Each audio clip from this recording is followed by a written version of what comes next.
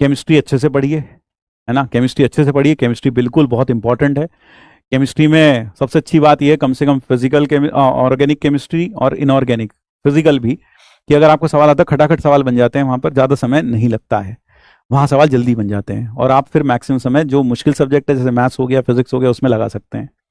ठीक है, तो केमिस्ट्री भी पढ़िए, फिजिक्स भी पढ़िए और मैथ्स तो ज़रूर पढ़िए। और ध्यान रखिए हर केमिस्ट्री से लगभग 8 सवाल ही आते हैं। पूरी इनऑर्गेनिक से 8 सवाल आएंगे, पूरी फिजिकल से 8 सवाल, और इसी तरह से पूरी ऑर्गेनिक से सिर्फ 8 सवाल आने वाले हैं, या हो सकता है 10 सवाल आ जाएं, ऑर्गेनिक से 10 आ जाएं, 11 आ जाएं, बस इससे ज़्यादा नहीं होता। 8-10 ऐसे ही सवाल आएंगे, इससे ज़्यादा नहीं। लेकिन मैथ्स में पूरे 25 सवाल आएंगे, फिजिक्स में पूरे 25 सवाल आएंगे। तो अपने टाइम को जुडिशियसली इन्वेस्ट करिए, ठीक है, क्योंकि यहाँ पूरा 25 सवाल आने वाले हैं और वो सब इंटरलिंक्ड होने वाले हैं। मैथ्स में तो कम से कम इंटरलिंक्ड होते हैं। अगर मैं सोच रहा हूँ सीक्वेंस सीरीज छोड़ दूं और मैं पैराबोला पढ़ लूं, तो कल को ऐसा हो सकता है कि पैराबोला में सीक्वेंस सीरीज का सवाल घुसेड़ के आ जाए और कल को सीक्वेंस सीरीज में पैराबोला का सवाल आ जाए मिलकर, ऐसा भी हो सकता है। तो इसलिए यहाँ सब कुछ पढ़ना पड़ता है, थोड़ा सा टफ तो है। तो बस इतना ही है, आप अच्छे से पढ़ाई करें और मेहनत करें। सर आप समझ पा रहे हैं कि रिवीजन की प्रॉब्लम है, 360 में से कितना आए जो सही रहेगा। वैसे तो अपना बेस्ट ही देना है, बट एक रेंज देखो यार शिवम, मैं ये कह सकता हूं 360 में से अगर तुम देखो, तुम चाहते हो कि तुम्हें मर्जी की ब्रांच मिले और एक अच्छी एनआईटी में मिले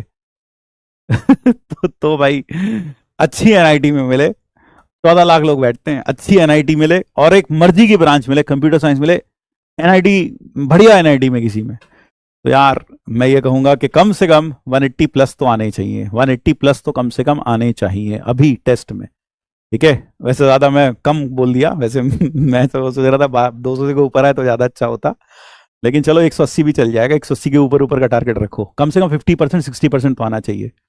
ठीक है, अगर आप जेई मेंस की बात कर रहे हो, अगर आप जेई मेंस की बात कर रहे हो, अगर वो आईआईटी की बात कर रहे हो तो भाई फिर तो मैं आपको एक सिंपल सा रूल बताता हूं जो मैंने अपने करियर में देखा है।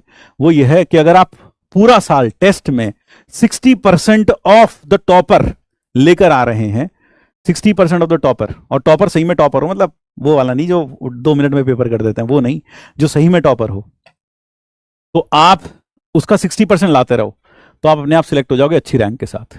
तो आप कोशिश करें कि आपके मार्क्स लगभग 60% ऑफ द टॉपर, और मान लेते हैं टॉपर जो होता है वो लगभग, जो टॉपर होता है ना वो लगभग पूरा का पूरा मार्क्स लेकर आ जाता है टेस्ट में, लगभग 10-20 मार्क्स कम रहते हैं। तो आप ये मान के चलो रफली कि जो आपका टेस्ट है ना उसका 60% मार्क्स अगर आपके आ रहे हैं, जो मैक्सिमम मार्क्स है 360 है, 360 का 60% निकाल लो तो कितना आया 216। अगर आपका 216 के ऊपर रहता है तो मान के चलना टॉप 500 में तुम्हारी रैंक पक्की है, टॉप 500 में तुम्हारी रैंक पक्की है, अगर पूरा साल कंसिस्टेंटली ऐसी मार्क्स आते रहे। एडवांस में भी अगर 60% 50% के आसपास आ रहे तो मान के चलना सिलेक्शन पक्का है और टॉप 500 में कहीं ना कहीं रैंक जरूर मिलेगी।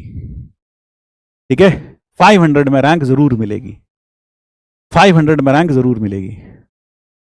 तो टॉपर जो होता है ना वो हर इंस्टीट्यूट में ऐसा होता है। अब वो ये यहां तो हो सकता है ऑनलाइन में कुछ बच्चा चीटिंग करके ले आए मार्क्स, है ना, लेकिन अभी परसों को बताऊंगा रियल टेस्ट के बारे में।